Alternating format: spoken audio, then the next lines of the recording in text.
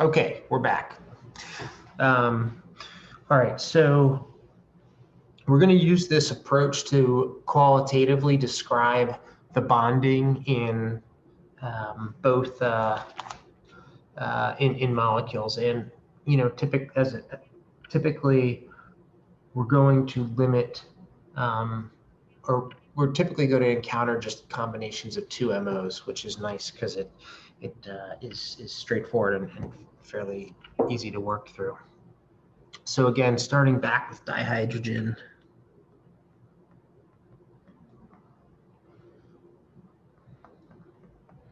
Okay, how do I describe the bonding in that molecule? And so what I'm going to do is first identify, here's what we're going to do. We're going to make a sort of step checklist on the right.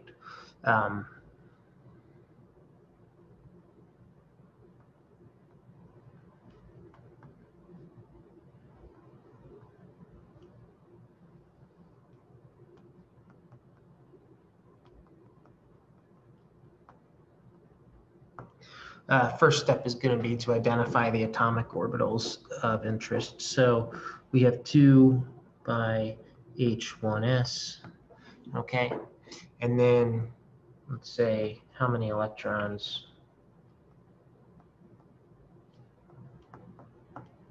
And I've got 1 electron on each hydrogen, so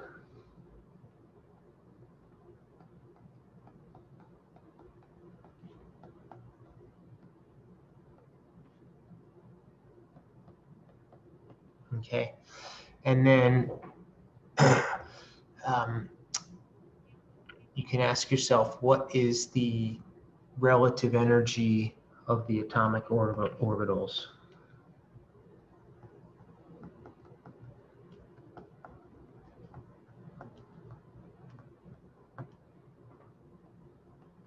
And in this case, they're identical. Okay. And then we can go to our, then we can actually draw this graphical diagram. Okay, so we're going to add subtract orbitals.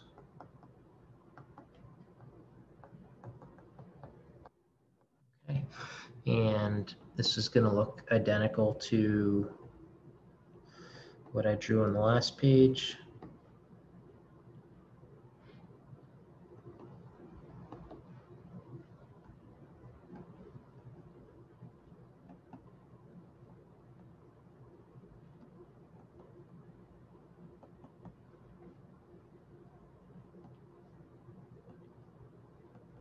Okay, and this is our bonding orbital, and so I'm just going to abbreviate this BMO, and this is ABMO, so bonding molecular orbital, and then anti-bonding molecular orbital, okay? And then we can put these into an energy diagram. And so I'm not sure if I said this clearly, but if we explicitly define this, but bonding molecular orbital always going to be lower in energy than the anti-bonding orbital. Okay, it is it's a chemical bond, but sort of getting more to the physical basis for it. The electrons are diffuse; they're spreading around two nuclei. Anytime you can diffuse electrons, that lowers the energy of the system, and so we're going to generate this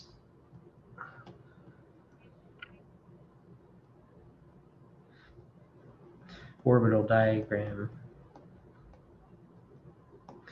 And we're going to use this a lot throughout the semester. So it's a good time to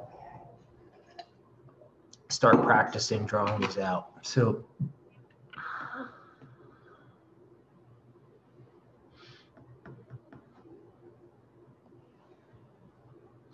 when I draw my orbital diagram, what I typically do on either edge is put the 2 atomic orbitals of interest. So in this case, I've got an H1s and an H1s.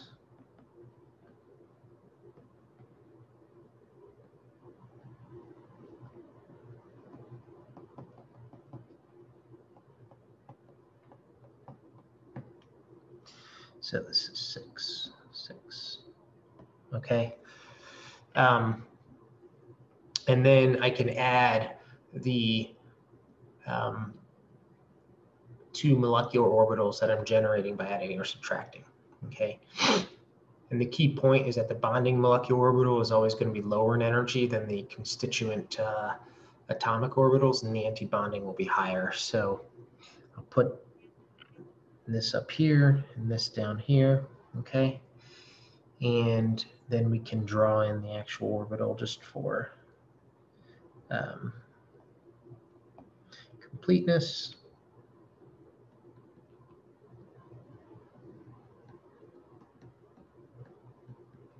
Okay. So this would be 7.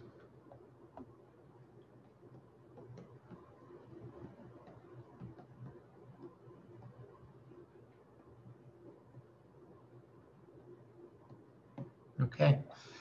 And then we're getting very close now. We just need to bring in our electrons, and we know that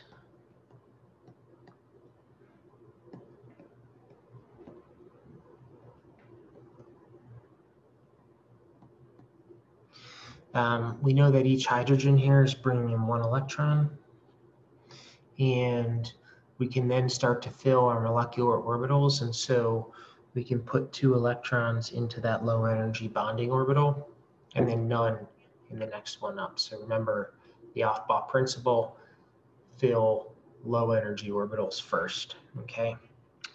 And so we'll call that 8. And then what we typically do is, just for sort of housekeeping, is draw lines connecting the atomic orbitals to the molecular orbitals. It's not so critical when you're just doing sort of 1 + 1, but sometimes when you're combining 3 or 4 orbitals, it can help you to keep track of where everything is going, okay? And so this is a bonding diagram. What this tells me is that I'm having 2 H1s orbitals come in, they interact constructively, I get a bond, I subtract them, I get an anti-bonding orbital, okay? I can see where the electrons are going, so I've got 2 electrons in the bonding orbital, none in the anti-bonding orbital, that's great. It can also allow us to get, relative energies, so you can see that the H1s orbitals are placed at the same level because they're identical in energy. The bonding orbital is down, so that's more stable. Anti-bonding orbital is up. You can add, different terms to this. I could pencil in a delta E here. Okay, this would be the stabilization energy, also known as the bond energy. Okay, and so you can add lots of details and sort of, jewelry to this to get more, have more information. But it's a nice way to present, again, graphically, without getting into math, how bonds are formed from atomic orbitals. So H2 is admittedly very boring. Let's go to methane, which is a little more complicated. Okay, so we introduced methane in the last class. Again, there are several ways that I can attempt to draw this. So I can draw CH4, I can draw the Lewis structure.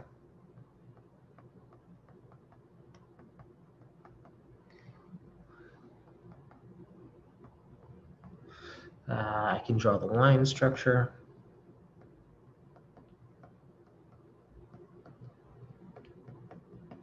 I can draw the 3-dimensional line wedge structure.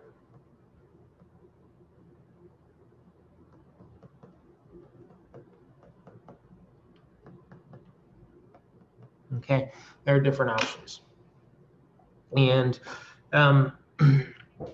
we said in our last class that the electronic configuration of, or the last class, the last clip,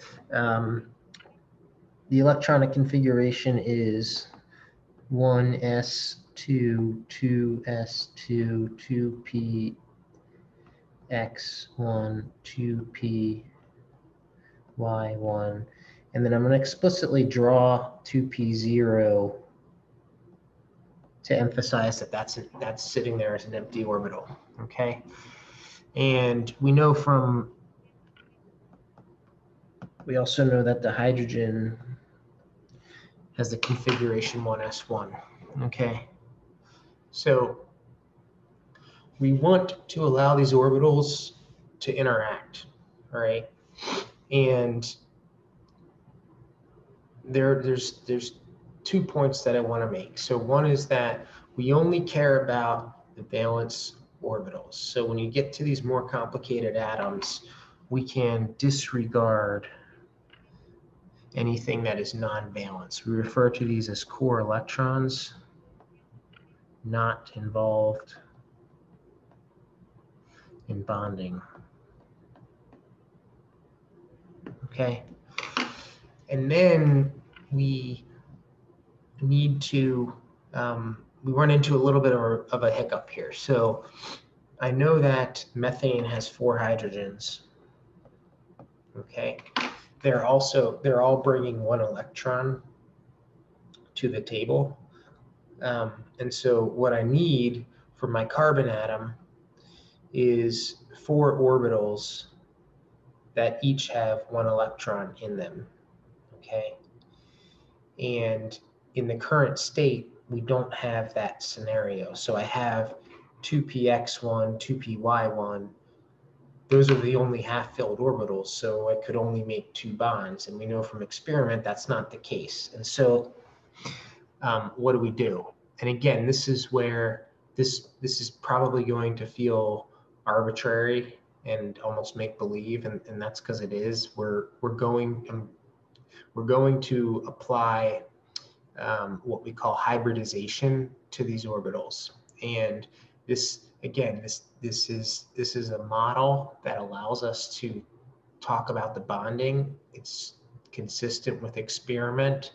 And it doesn't require us to get into all the math. So it might seem a little strange, but we kind of use it because it gets us to the right answer, okay? And so what we say is that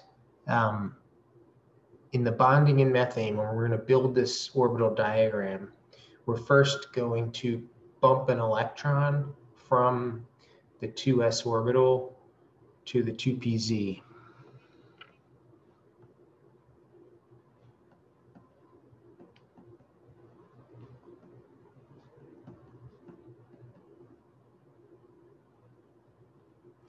That's 2pz, sorry. And so then I get a new configuration.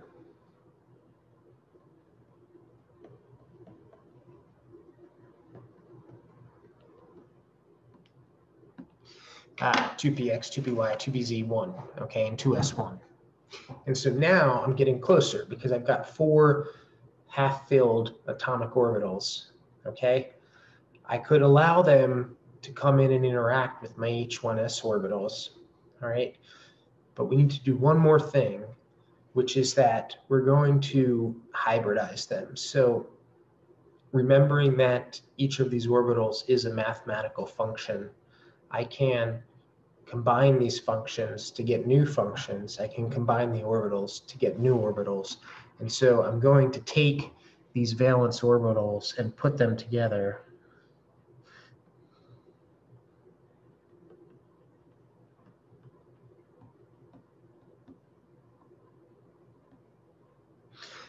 to get what we call 4 sp3 orbitals. So the sp3 implying 25% s, 75% p, okay?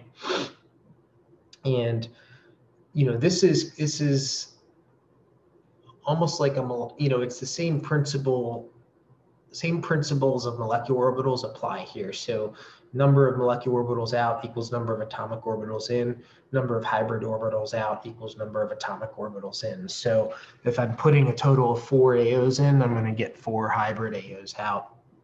And those look something like this. And so we basically have now kind of an oblong dumbbell, and that's a consequence of the S character, and that goes off in sort of a tetrahedral arrangement. So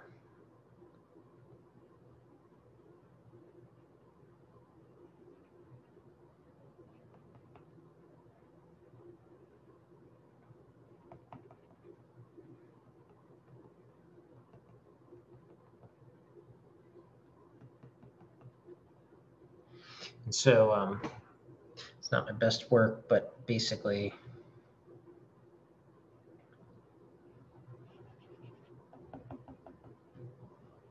I'm drawing those orbitals kind of on those tetrahedral axes, okay?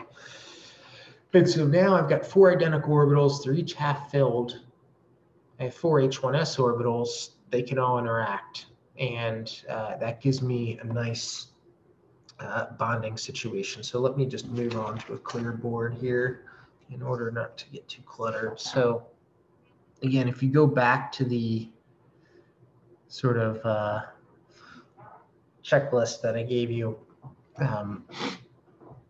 you can see what we're doing here. And so identify the atomic orbitals. So we have 4 CsP3, CsP3, and 4 H1s, right?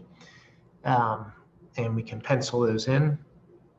And so I'm going to draw the sp3 orbitals here. Okay. And then I need to draw the H1s orbitals. And again, this is where it can be useful. These energy diagrams you can start to build in more and more information. So in a qualitative fashion. So we know the H1s is the first shell, so it's going to be lower in energy. So we'll put it somewhere down here. Okay. And then we can populate those orbitals. So bang, 2, 3, 4, 1, 2, 3, 4. Okay. And I'm drawing the 4 atomic orbitals and the 4 carbon and the 4 hydrogen orbitals to emphasize, that we're going to get 4 bonds out. Okay, but when we're mixing these, we're really just mixing one of each. Okay, and so I'll allow an sp3 to interact with an H1s. So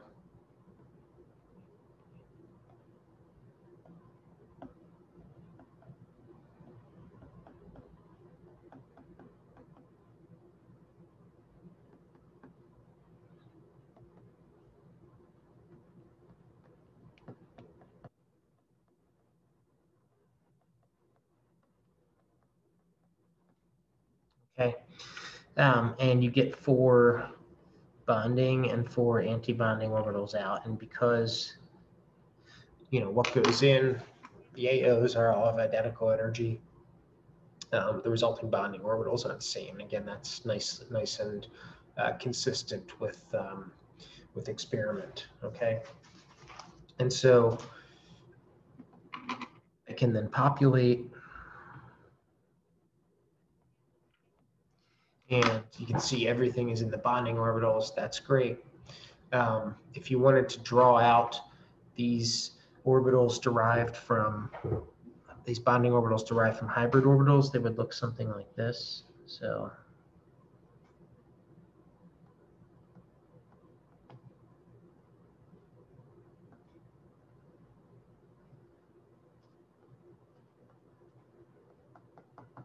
okay, and then the anti-bonding orbital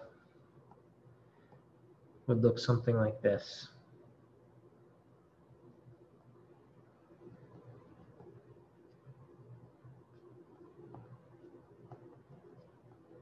Okay, and it's important to remember that in the bonding orbital, I've got the same sign between the 2 nuclei. In the anti-bonding orbital, there's a change in sign.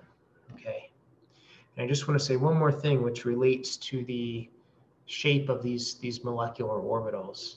And so if one were to look down the axis from carbon to hydrogen, at either the bonding or the anti-bonding orbital, what you would find is that at any given point along that axis, at sort of any given distance,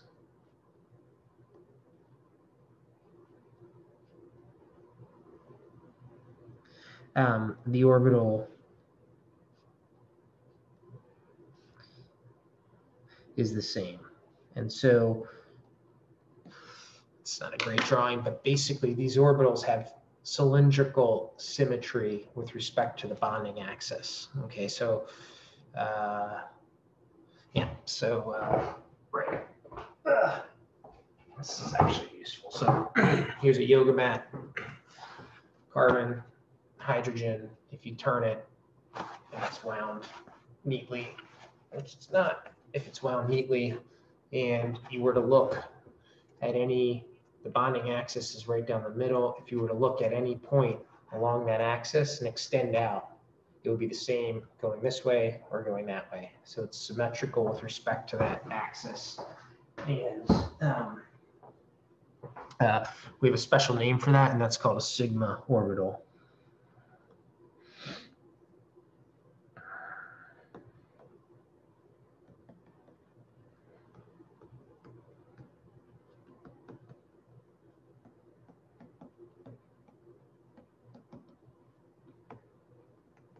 Okay, and then finally, that allows me to introduce the sigma notation. So we call the bonding orbitals sigma, and then the anti-bonding orbitals are denoted sigma star. Okay, and it's just a quick way of saying anti-bonding sigma orbital. All right, that's it. I will stop there. I'll try to get this uploaded. Still working on the details with all this technology, but yeah, I'll see you guys in a couple hours. Thanks.